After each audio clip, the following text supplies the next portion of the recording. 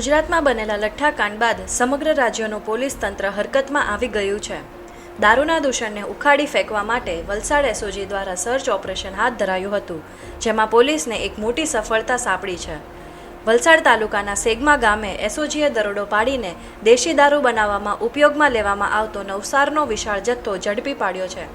પોલીસે સ્થળ પરથી 15,000 રૂપિયાથી વધુ કિંમતની નવસાર સ્ટીક જપ્ત કરી છે।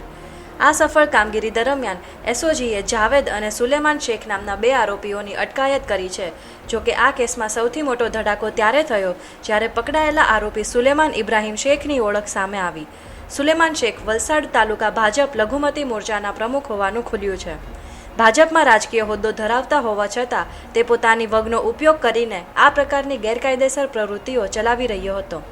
દારૂ બનાવવાના નેટવર્કમાં ભાજપના જ હોદ્દેદારનું નામ સામે આવતા જ રાજકીય ગરમાવો આવી ગયો હતો। ઘટનાની ગંભીરતાને ધ્યાનમાં રાખીને પ્રદેશ ભાજપ દ્વારા તાત્કાલિક કડક પગલાં લેવામાં આવ્યા છે। વલસાડ તાલુકાના લઘુમતી મોરચાના પ્રમુખ પદેથી તેમજ ભાજપના પ્રાથમિક સભ્ય પદેથી સુલેમાન શેખને તાત્કાલિક અસરથી હાંકી કાઢવામાં આવ્યો છે। હાલમાં વલસાડ એસઓજીએ પોલીસે બંને આરોપીઓની અટકાયત કરી કાયદેસરની કાર્યવાહી હાથ ધરી છે। આ નેટવર્કમાં અન્ય કોણ સામેલ છે તે દિશામાં પણ પોલીસે ઊંડાણપૂર્વક તપાસ શરૂ કરી છે।